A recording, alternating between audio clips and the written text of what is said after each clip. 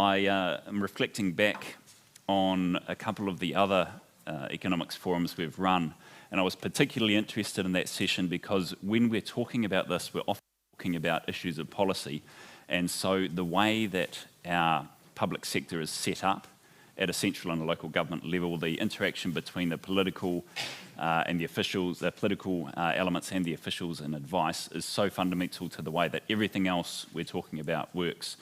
So now coming out from how the system works to one part of it, next session on infrastructure, housing and development.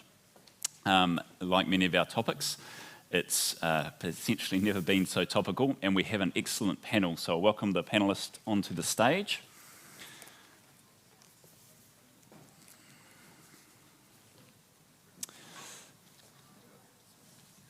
Make our ways past the screen. It's tight when we've got four. Good to see you, Simon. All right. So we have with us Simon Bridges, a well-known face to everybody in New Zealand, now leading the Auckland Business Chamber, and who has recently, along with his co-chairs of the Chambers of Waikato and Bay of Plenty, who are both in the room, Matt Cowley and Don Good, launched an infrastructure forum for the top of the North Island. We also have Chris Meehan, CEO and Chair of Winton Property Group, one of New Zealand's largest property development groups. We have Tania Tapsell, the Mayor of Rotorua Lakes, and also with a background in resource planning. And we have Brad Olsen, the CEO, Principal Economist of Infometrics. So a fantastic panel with a broad range of views. I will hand over to you. I'm going to start on this side, Simon. I'm going to set the time warning 3 to 5 minutes, otherwise I give a conspicuous cough, and we're in your hands. Hey, well, thanks very much, Matt. Can you hear me? And thank you for what you do and your leadership here at Waikato, and also putting on things like this, which is hugely important. I mean, I think the first thing to say is when we think infrastructure, I'm obviously am an enthusiastic amateur when it comes to transport, really more than some of the other areas. And things have absolutely changed, I think, as a result of what's happened in the last month or so, the floods and the cyclone, and we have a situation at the moment, you know, as well as I do, where key communities, the north, Gisborne, Tairāwhiti, the Hawke's Bay, Coromandel, are cut off, and the key routes in and out, that both for the communities, but also their freight and supply chain are cut off. I mean, I've been thinking about this. It seems to me what's really important is both the short term and the long term around this. And what can happen is that different groups can make the mistake of focusing only on one. Politicians obviously sometimes focus on the short term, but I think what's also true is think tanks and groups that are in this space often focus on the long term at the expense of the short term.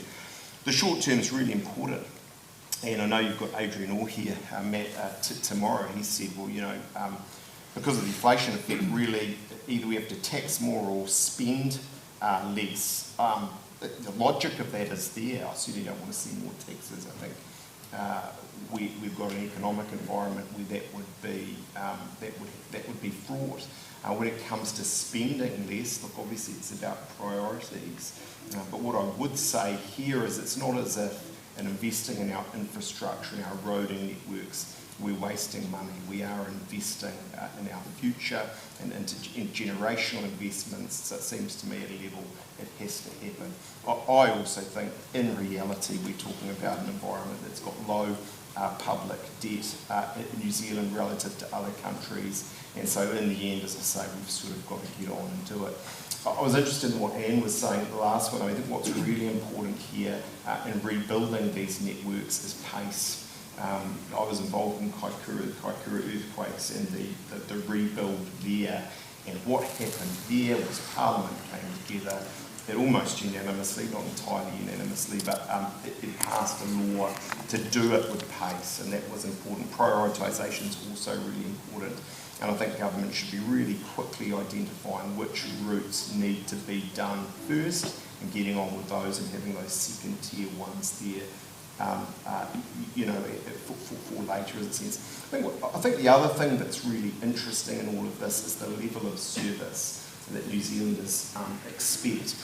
And the reality is, you know, if you're central Auckland, the level of service you get in transport will always be higher than Jim's older electorate gets in some of the back blocks.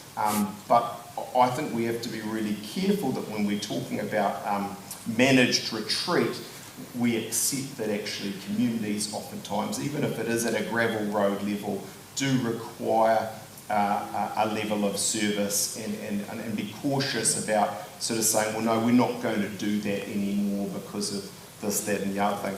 Clearly, when we build back better, things will change and there'll be different routes and the like. But actually, that shouldn't be excused for actually a bit of ambition around what we need to do in New Zealand over the next year or so. It's probably enough of a soapbox from me. But thank you. I was feeling a tickle, but I'm all good. So thank you, Simon. Tania. Look, I think it's a really interesting discussion and flows on really nicely from the previous panel. I really come to this panel with the perspective of localism, the perspective of the local voice. And whether that's as the new mayor of Rotorua, of which I spent 9 years as the local councillor as well, or my time on the New Zealand Community Board. So you've heard already there's 78 councils across New Zealand. There's 110 community boards across the country. And when you take that in a perspective, we are the people that are also looking after our provincial and our rural areas, of which New Zealand is predominantly made up of. So I know in these discussions we tend to focus on the big cities, on Auckland, on Wellington, in a way on Hamilton as well, but we can't forget that New Zealand, Aotearoa, when we think about it, there are many, many communities out there. So how do we make sure that we keep that local voice in infrastructure? That is our job as councils. Infrastructure is one of biggest expenditure items, but you've heard today as well that centralisation and this country are actually quite... Sorry, I'll just keep talking and hopefully you can hear me, that we are a very centralised country. Now you put that in a perspective and all the public expenditure that we spend in New Zealand, 90% of that is spent from government, 90%. Water, the 3 waters currently, hopefully to continue. When you consider we're dealing with roads and public facilities and infrastructure, it becomes really difficult for us then to say, are we serving our local communities well if the decision making cannot be local? Now to put that 90% into perspective, if we look at what other countries do, Korea, 40%, USA, 50%, Australia, 60%.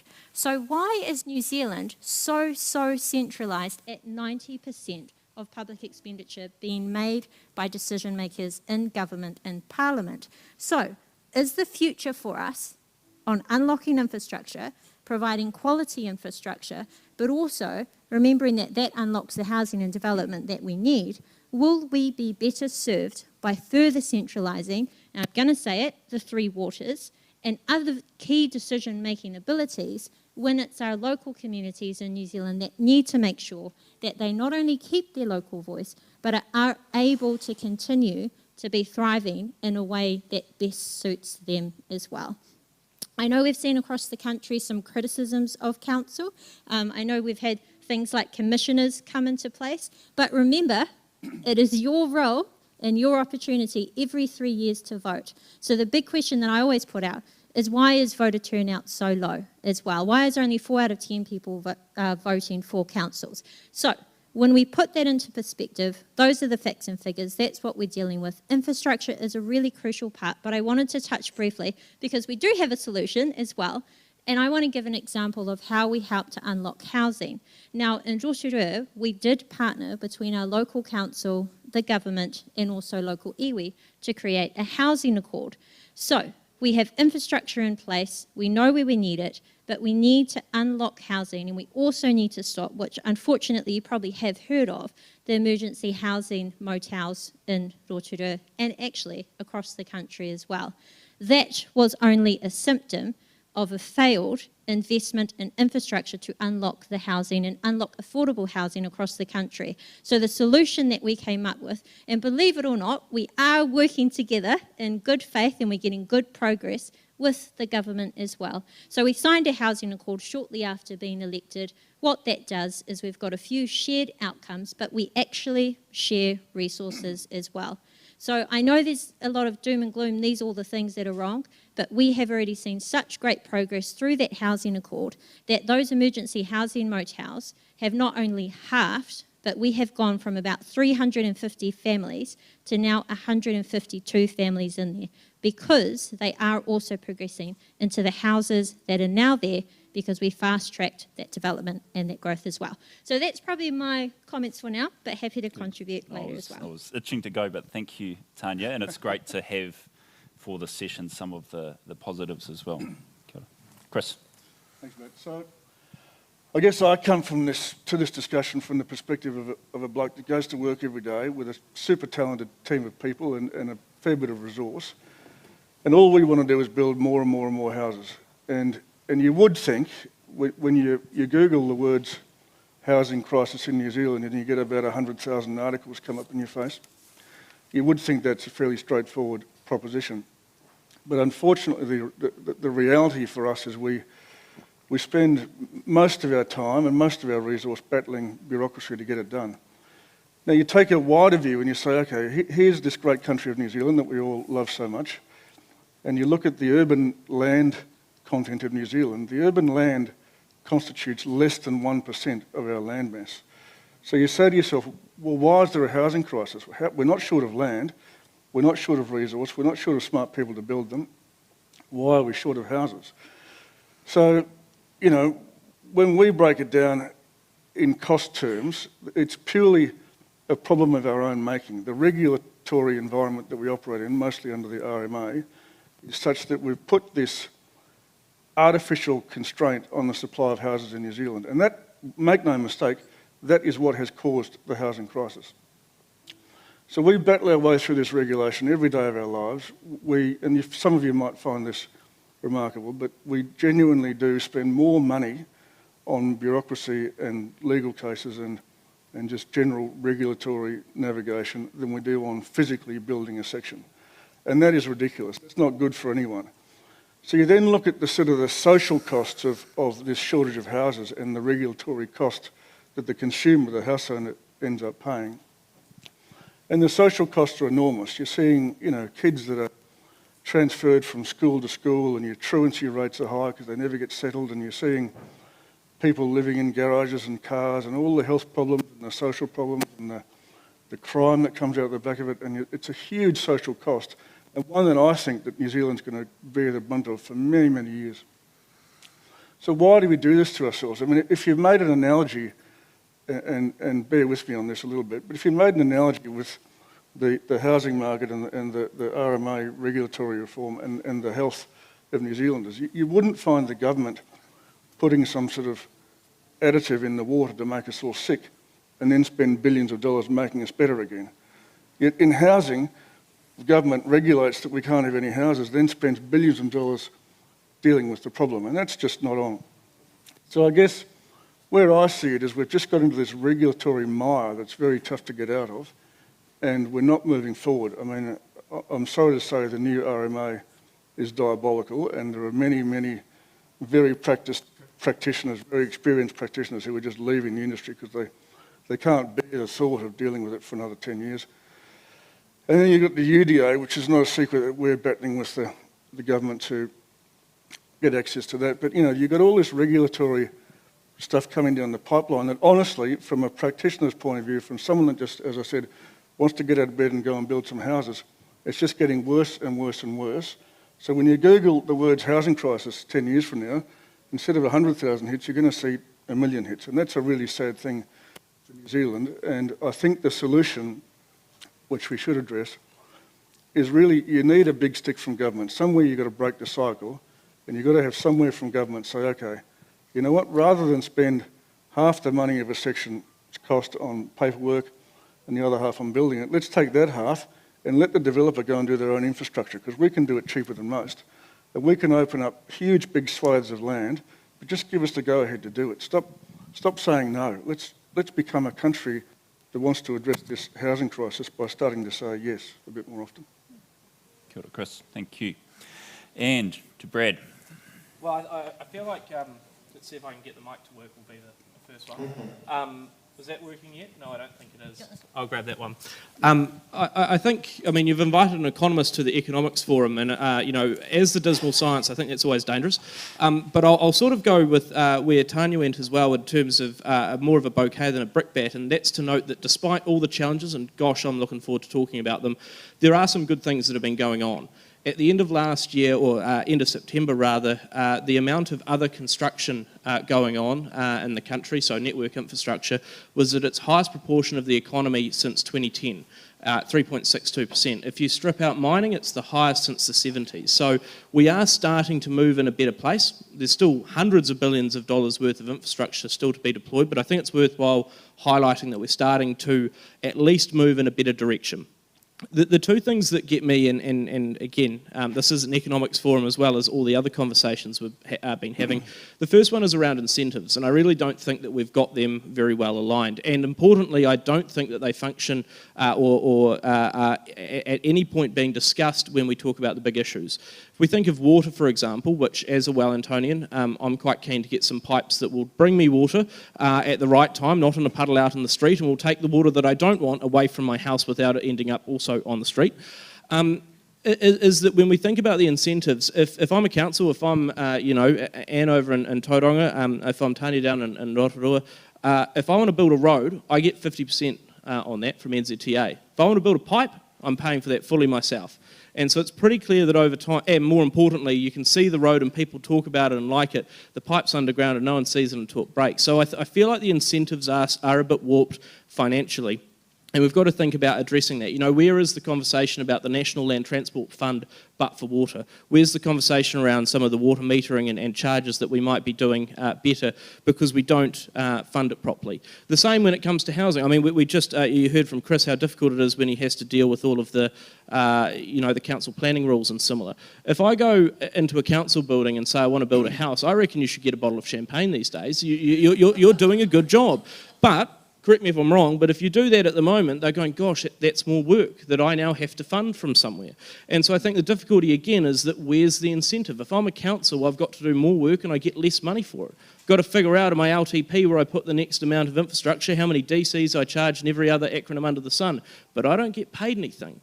So where is that thought around actually where that revenue comes from so that it can support the right incentives? It's not just about the money itself, it's about putting the right conditions economically for people to go, yeah, I like that, that does well for me because I get paid to do it. The second bit, and a wider point that is going to come into sharp relief with what's happened with the cyclone recently, is prioritisation. We do not have the materials, we do not have the people to do everything we want to do right here and now. And we're seeing that all the time. And for everyone who says, oh yeah, but we managed to get away with it, well, given how crumbling some of our infrastructure seems to be, I'd submit that probably not might be the case. I'm a Northlander. At the moment, the Brynderwyns are stuffed.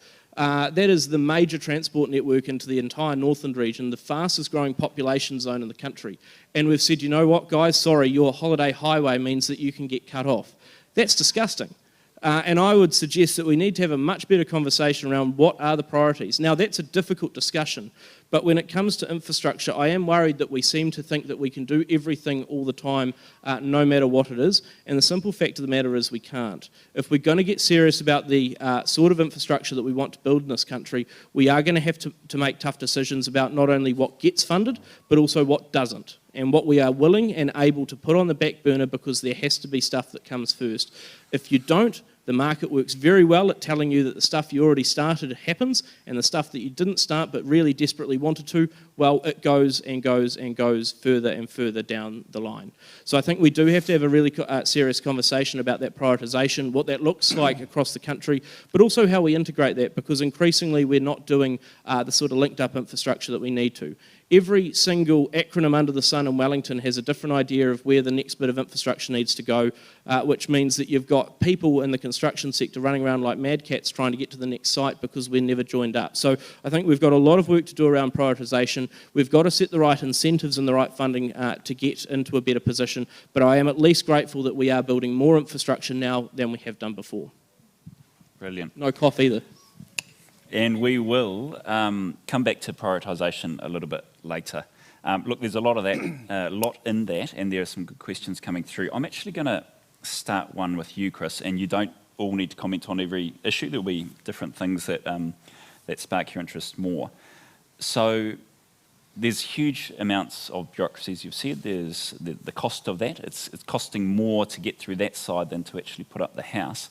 If we were at a different forum, one of the discussions would probably be might be about RMA or its replacements, saying, but it hasn't worked for the other reasons. Maybe we need more because obviously some of the environmental outcomes haven't been what we've wanted.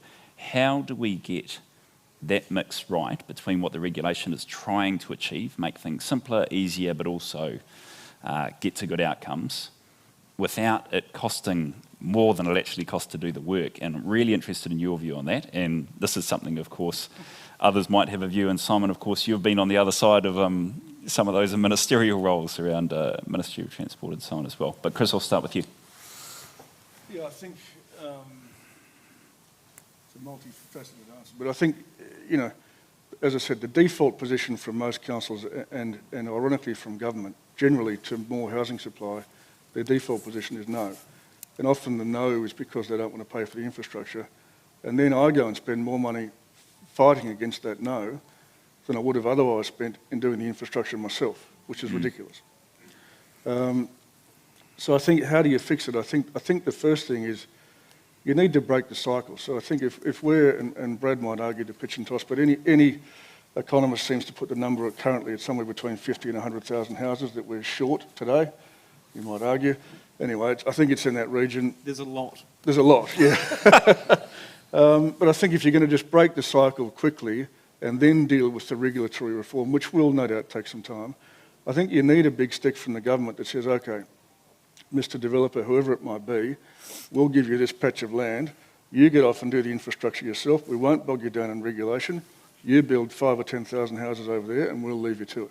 And I think that would break the cycle while you then figure out how to get the RMA back into check. I think one of the balancing things the RMA set out to do was to balance the urban outcome with the environmental outcome. But as I said, we occupy 1% of the landmass. If we occupied 1.1% of the landmass, this problem goes away. So I think we surely can figure a way to do that and not offend the environmental outcomes that the RMA seeks to preserve. Mm. Great. Did anybody else want to jump in on that, or otherwise I've got a lot here. I mean, just to the point around funding, how do I hold this so it works? Is I think that exact point around, you've also, like I say, you've got to give the different options, right? I mean, we talked, any good panel has a briefing beforehand. We talked about the likes of PPPs as well and sort of getting the ability for the private sector to get more involved. I think there is a big part in that. But a lot of the time, I think we talk a lot about, you know, where does the money come from? And actually, there's huge amounts of money out there if only we're willing to do it. There is, I think, a nervousness sometimes to get the infrastructure done. I would perfectly submit that both sides of the coin, public and private sector, have done bad things before and things have gone wrong. If that's the case for both, then sort of no one is blameless, and I feel like we've got to find a better way forward rather than saying, well, you can't do it, well, you can't either, so therefore it doesn't get done. That is an awful place for us to get to as a country, given how much we need to do. Mm. All right. Brad, earlier, and to pre-warn, this is a question coming to you, Tania, but it's something that's been sparked by your comments, Brad. The incentives. You know, somebody wants to build a house, wants to build a road, all of those things. From where you sit, you've talked about some really good things happening. What's either working with the incentives that you've got in play now, or how could those incentives be improved so that some of the things that seem obvious can actually start happening? I think to answer that question, and something that's been on the back of my mind now stepping into this role as mayor, is we get so focused on making change when actually we just need to make it count. So when we only have a limited time and limited money available, and by us we're very limited because our only income is rates, how do we ensure that any dollar that we are spending will get the return on investment but also tangible, practical outcomes for our community where they can have confidence? So I think it goes back to being really clear right from the start, what are we trying to achieve? And then actually setting that direction clearly, because I think where we get a lot of the round in circles and a lot of the delays is we as politicians set, this is our 10-year plan, this is our annual plan, this is what we want to do, but we don't give clear direction on how, when and why. and the how actually becomes really important when it comes to delivering, which is why I'm so passionate about localism, because we can say, yes, we want to save money here, yes, we want to build more, but how do we make that practical in terms of, do we actually have the skills and resources in this district to be able to do it? When we bring the skilled people in, where are they going to live, where are they going to stay? And then how do we make, and I think actually Anne Tolley touched on this really well as well in terms of when you see roading projects, and are we doing it efficiently enough? So I think to answer that question, it's not necessarily about the change that's needed. It is just making that limited resource that we have count and holding ourselves as politicians and decision makers to account more than just continuously blaming it on the people who are only there, and this is a lot of our staff, they're delivering on what we asked them to do in the first place. Great, thank you. Simon, I'm going to come to you. There was a very direct question, and I don't know if this is placing you in a position, but I know you're well skilled at that. But I'll answer the question I want, so don't worry. no, that's right. That's right. Can you hear me? So, light rail, Auckland, getting a lot of media now. Yeah. I think there's a big discussion here that we're going to spend a bit more time on around prioritisation. What do you think should happen? What is happening? Yeah, I mean, look, now I'm out of politics, I try and be a little bit careful about particular projects. The truth of the light rail one is, I've always been deeply sceptical. I know some of the people on the board and lightrail.co.nz. I've got a great deal of time for them. I think, if any of them anyone can deliver it, they could. And they present quite a compelling case around what it means in terms of city shaping and urban transformation and all these wonderful things. I think you still have to come back to the fact, though, when you're thinking about light rail, it is such a big project. It quite literally is the funding for everything else and more. And so it comes to that question of prioritisation. I think if they were to put forward the case for one discrete portion of it, with the benefit and cost of that laid out, that there is a case to be made for that, and there could be a debate on that. But I think the overall thing is so big that's a real issue, and it will be susceptible. And I put no blame kind of on anyone. It will be susceptible to political change and the squabbles with that. Given that this is a 20, 30 thing, a 30-year thing, if not longer. Thank you. Anybody else on light rail while we're here? No.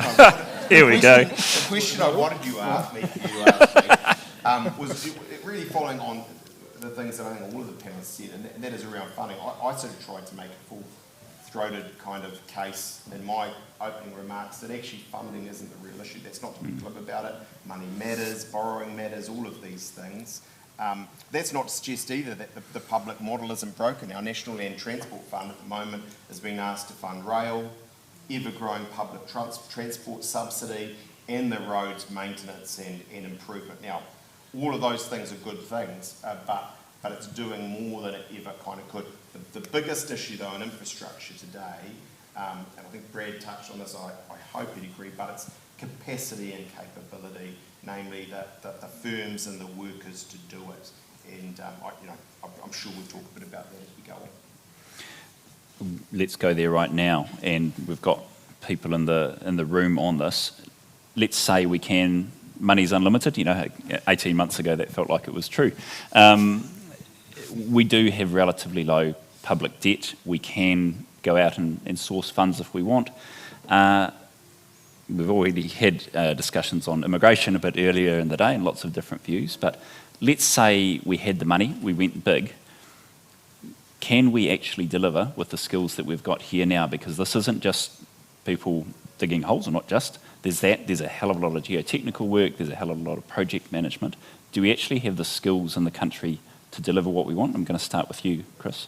100%. I mean, if you look at all of the big civil projects in the Middle East and some in Europe, I mean, the Kiwi engineer, the Kiwi planner, the Kiwi construction manager is the most widely sought after on the planet. We 100% definitely have the skills, and I think that's not going to go away anytime soon.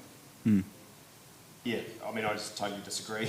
I mean, it's an interesting point. We're back in the house. Here's, This is no, here's the reality of it. I mean, right now, on a variety of kind of boards and things I'm on, you've got a waste management sector that is rubbish. They need several thousand workers, so their workers are working overtime. It's just not remotely sustainable. The same is true in the national road carriers forum on and the many hundreds of truck drivers they need, not tomorrow, not in 6 months' time, right now, but they don't have. So the system is just not sustainable. You add to that the fact that we've got a rebuild to do that's going to require hundreds, if not thousands, of workers, and it's a really big issue. What the government said is good, and I give them a tick. They've announced a recovery visa, but the issue with the recovery visa is it is explicitly short term. And I don't know if you saw where Australia was at just last week, but their Labor Party Home Office, I think they call it, Minister Claire O'Neill, I think her name is, she said quite clearly they're going more pro-business. There is no short term. Every immigrant that comes to New Zealand will shortly have a pathway to residence. And the problem with immigration is good isn't good enough, it has to be better. In our case, if Australia has a better pathway to residency, that's where the Filipino truck driver or the Indian contractor will go. So, look, at a level I take Chris's point that there are skills that could come back, but in raw physical terms, we're going to need a whole lot more migrants, and that's not to downplay the issues around housing that they'll have and so on, and they're just not here at the moment. And sorry, I'll differentiate the two things. We have the skill set and the brain power. We don't have the manpower, which I think are two distinct things which we I probably... understand. Good, Yeah. thank you. Brett? I think as well, I mean, you look at all of the large infrastructure projects that we're currently doing and ask if we can even do... I know that I said that infrastructure levels are as high as they've ever been, which is true, but I'm worried that they won't go a whole lot further. How's Dunedin Hospital going at the moment? How's the Manawatu Gorge replacement going? That's, what, nearly 10 years so far. I'm not convinced that we have the ability to deliver the large projects that we've currently got on the cards at the moment. I was at Whangarei Hospital last year as my grandfather passed away and the windows were falling out of the goddamn place. Like, no, I don't think that we've got the planning, the people, or the resources to necessarily do this sort of stuff at the moment. More importantly, the panel earlier, a few of the panels earlier, we heard about education, we heard about the likes of immigration. I know that in some parts of the country there are 3 times as many people leaving the workforce in the next 10 years as there are coming in. That's going to make it even more difficult. We don't have enough water technicians at the moment. You've got government departments that are paying over the tops to find building control officers and stealing them from councils. I feel like we're playing a little bit of musical chairs at the moment. So I'm not convinced that we have the skills, the people, the resources. Simon's point is right around the money, in a sense, that yes, we could go out tomorrow and the government could borrow hundreds of billions of dollars. What are we going to do with it? Who's going to spend it? We're going to spend it on even more expensive stuff and probably deliver less for it. So I'm not convinced, and I know that's pessimistic, but I feel like in a sense it's also realistic. It says that we do need to get back to basics, but we've got to have a pretty clear plan. What are we trying to do with the resources that we've got? We know that water is broken. We know that our healthcare system needs more investment. We know that parts of education need the same thing. There is no plan in this country that says what we're going to do next on infrastructure. Councils have got half of the solution. They've got where some of the network infrastructure is, and after that we leave it to every individual department and government to come up with what they're doing next. There is no integrated asset management plan. Everyone was surprised the other year when there was poo running down the walls at Middlemore and there was mould in a classroom in Upper Hutt, or in the Hutt I think it was. Why were we surprised? No one had ever thought about ensuring that those assets were renewed. We just hope that they go over, and then when they fall over we go, oh damn, it'll be 10 years before we get to that again. If we're so bad at actually planning the past and the present, I'm a little bit worried about the future. I'll pass to Tania and then a question here. Thank you, and that's too right, but I think this is where that making it count's really important, because yes, we do have the skill set, and yes, we don't have enough people. So what do? The solution is actually making those tough decisions. Now, there are a lot of councils going through our annual plan process right at the moment. What politicians have never been good at is actually delivering on their promises of stopping the spend. So now we have to get really real, really serious, because our people are not getting paid any more money to be paying any more rates for all of that additional infrastructure that we need. And we have a really critical crisis where a lot of our engineers in councils, if not already our retirement age, are approaching retirement age. And we do not have a succession plan of them coming through. Now that's pretty serious when you think about waters and infrastructure as well. So again, what can we do with what we have? Make the most of it, make those hard decisions, prioritise so that the people that we do have on the ground can actually deliver. I mean, two really brief comments, and then I'm going to be well behaved. But I just, I'm not suggesting that there is a bottomless pit of money. No one's suggesting that. But what worries me is I don't want to see the funding issue become an excuse when you take State Highway 1 to Northland, for example, for doing a proper job. Because the reality of that road is pretty simple. The first part, that's 4 lanes, stood up perfectly, no issues whatsoever fundamentally. But the rest that hadn't had the resiliency factors built in is a shambles, and we still can't use it properly. So we do need to do those, and there's plenty of funding ways, whether PPPs or loans, intergenerationally to make that happen, that we could sort of do that. So I think that's a pretty important point. Thank you, Simon. One question from Adrian. Sort of a question and a statement, having a bit of knowledge on large-scale infrastructure development. I wanted to endorse the comments about the lack of capacity in the country. It is really real, and the reason for that is that almost every developed economy around the world is going through a 50 and 100-year replacement of civic and national assets of the same nature that we're trying to deal with. So the skills for those kind of projects are in sharp demand everywhere.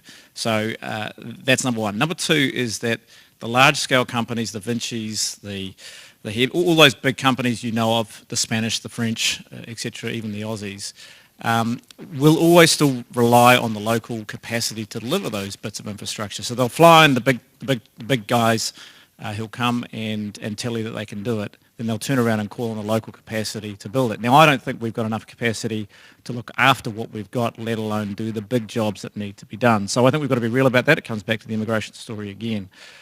And so I think one of the most important things we can do, and this is something that Simon and I sort of worked on a while ago, or years ago, was we need to get in behind the Infrastructure Commission 30-year pipeline, and we need to look across both New Zealand and Australia and try to build scale across those things. And I'll give you some examples. Airports is one, but tunnel boring is a great example. So Watercare has the tunnel boring machine drilling the tunnel through Auckland. We need to have the next tunnels lined up right behind it, so that team of specialists can stay in the country, can continue on to the next tunnel, and the one after that, and one after that. We need to have that 30-year plan with triggers against each of those projects in a bipartisan way that says we know what needs to happen and we know what the triggers will be for each of those projects, and give that signal to the market so the market can start to scale up, get the skills in the country, and start to plan and predict when those projects will get underway. And to me, that is one of the most critical things that collectively all of us should get in behind for the next 50 years of infrastructure development. And then immigration and everything else needs to follow behind that as well. There are answers, and we know what the answers are, we've just got to do it. Can I just, I mean, you're absolutely right, but just one thing to respond with that. I think we can come up with all the pipelines in the world and the 30-year plans and so on, but if they're not integrated, I am worried that they don't go any further. I mean, put it this way, I've literally gone through over the last decade every long-term plan from all, 78 councils across the country, and pulled out their infrastructure spend. I've done the same for all of the other major providers. If it's a big Excel list of all of these are all the things we want to do, that's one thing. But I do wonder if actually we need to give Infracom more powers to be more directional. Instead of saying, hey, look, if you're a government department, send me a plan about what you want to do and I'll chuck it in a spreadsheet, which that's not to denigrate what Infracom does, but I think they actually needed a bit of an ability to say, actually, look, no, we've got the Taranaki hospital rebuild coming up. We need to put these other services alongside it. There's going to be a new housing development in this area. It needs some sort of social provision coming in as well. We need to make sure that there's good electricity connections and similar into the region. I don't think we've got that level of integration at the moment. I think that even if we solve all the other issues, you effectively have what you have in a number of parts of the country where you go from a 4-lane highway to a 2-lane road, and all of a sudden everyone wonders why there's roadblocks and similar. We don't seem to sequence stuff properly. It's the same as the tunnel boring example. I'm sure there are some tunnel tunnel boring machines that New Zealand has bought and then sold and then rebought again because we needed it 5 years later. So that has to come with not only the money, the resources of people, but actually a bit more of a directional function, not the old town planning, if you will, of yesteryear, but an ability to say, no, not your individual view counts, but actually here's a collective view of how we're going to integrate infrastructure and get everything going at once, because at the moment it seems to be hugely haphazard. I think when the Info Commission first happened, the political class, if you're going to put it that way, it was a great thing to see, was all in favour of it. I don't think there was a party that wasn't in favour of the thing. I think certainly what I thought at the time, though, was that it would be a more authoritative body that would be giving us, in a sense, that pipeline plan. Not exactly, because we all knew there'd be room for a bit of politics. There just, hard life that likely was. I think, unfortunately, it just hasn't quite worked out that way, and that's not to denigrate the Infrastructure Commission. I think their chief executive and board are, excellent people, and they are doing some good reports and good work. It's just it's not quite doing what we thought it was going to. I'm going to shift to housing now. There are 2 or 3 questions that have come through, and there's sort of the nature of housing that is being built. So there are questions about whether we have a genuine housing shortage or whether we have a shortage of affordable homes. Do we expect much for what we can afford to pay? Are we building too bigger homes in some places? Are we gold plating everything? Chris, I'm going to start again with you, but others please jump in. Okay, well, the most cost-effective housing you can build, and I think this goes for the infrastructure that goes with it, is greenfield, small lot, single-storey, single-dwelling homes. And I think you have a lot of politicians who look at the planning regime and say, oh, no, let's not do that. Let's densify or intensify the areas that are already urbanised. And the problem there is the infrastructure can't cope. The pipes don't cope with what's there now, and we've seen that pretty wholeheartedly in the last 2 or 3 weeks. And to upgrade the infrastructure in those areas means digging up the old pipes and putting new ones in, which is at least double the cost of building greenfield. And then just the sheer cost of building up and in a condensed area is about almost double or more than double the cost of building single-storey greenfield homes. So if you really want to make it affordable, unfortunately, people don't always like this, but the fact of the matter is you have to build greenfield and you have to build single-storey and you have to build smallish lots with smallish houses on them.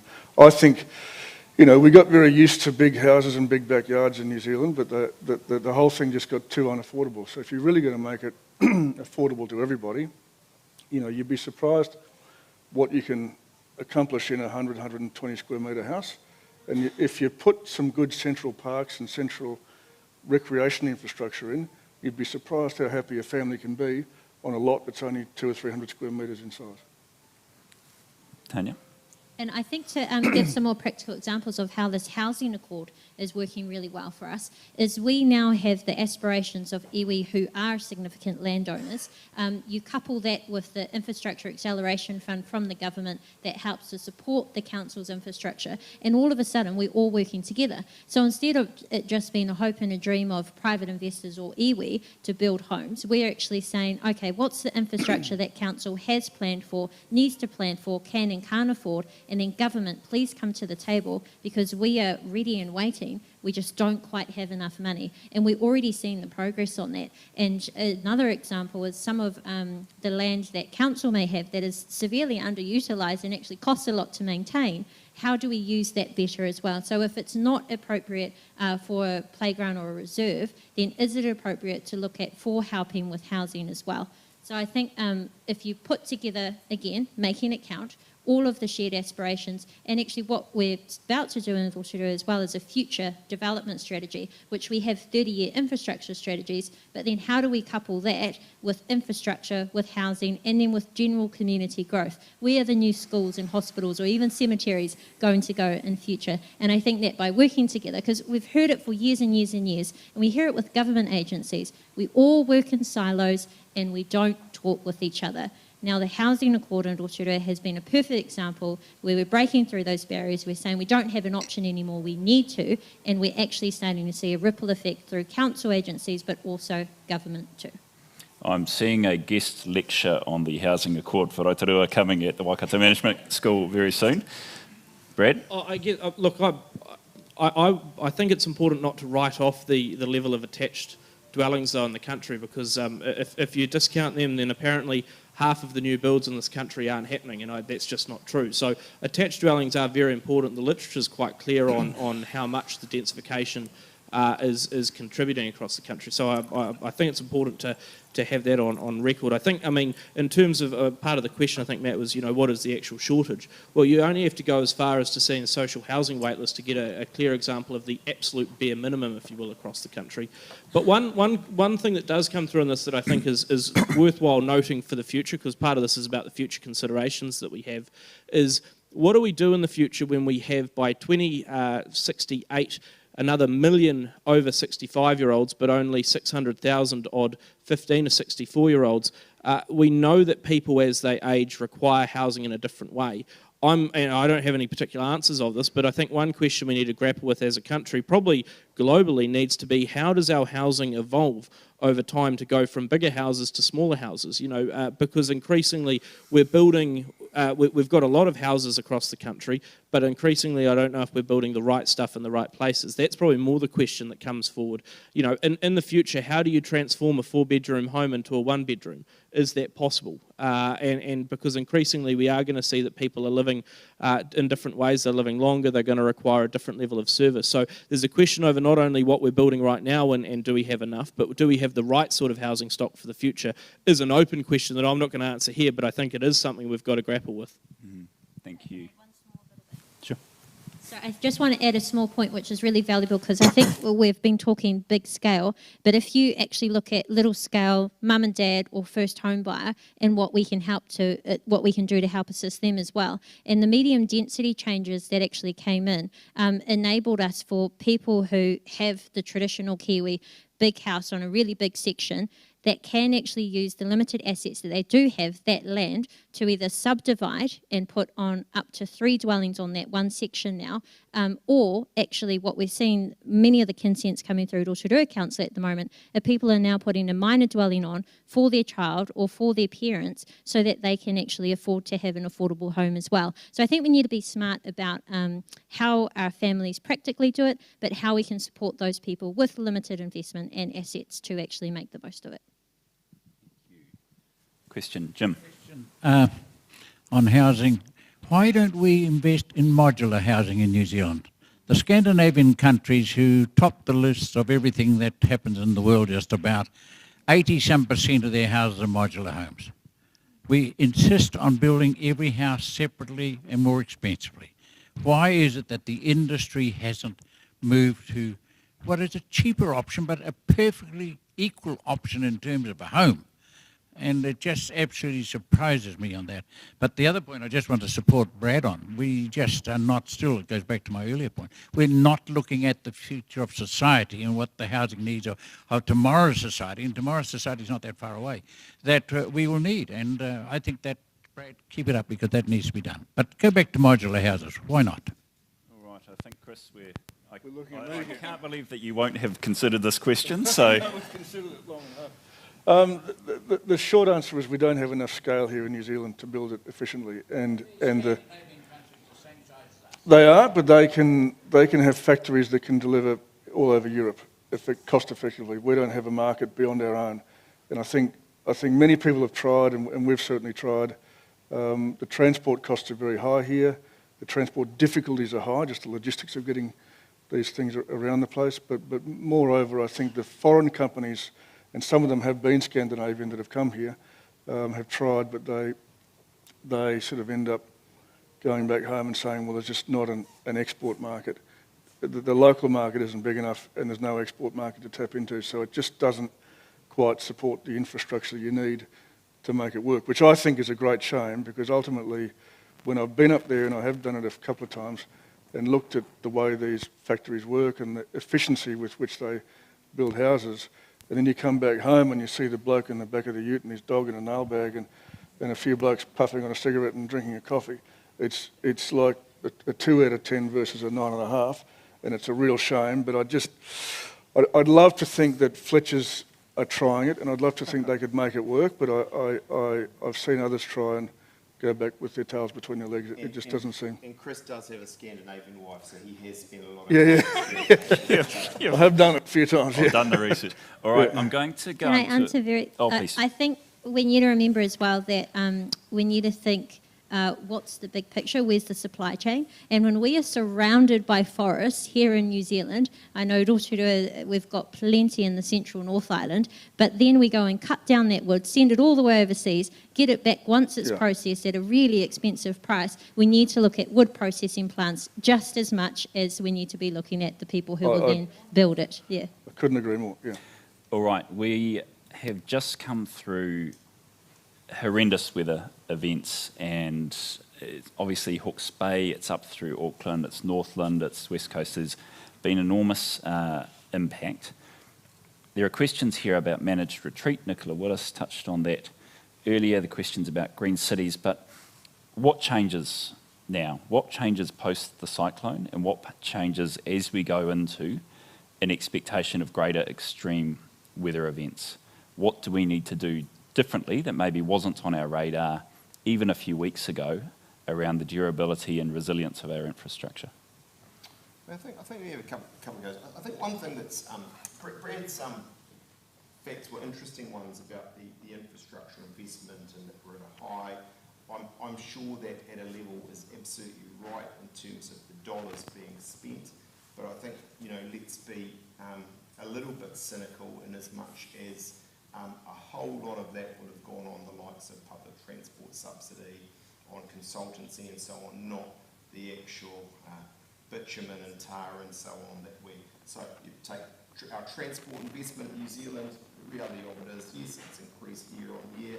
For a long time, we spend as much or more as we ever had, but what we're spending physically isn't quite as much. So I just sort of think that's important context. I think around your question, I certainly accept, as much as it's a nice catchphrase, but I think there is something behind this bill that better. I think the vast majority of us, one or two of Nicola's colleagues, accept that there's a climate change thing, and there's these various other issues that are going on that are contributing to this, and so there will be changed routes, there will be different designs, but I think in the end it doesn't mean, certainly a transport perspective, radical change from what best practice was. I've already given you the example of State Highway 1 to the north. Look, actually, if you build them well at best sort of practice today, they will hold up very well to changing weather patterns.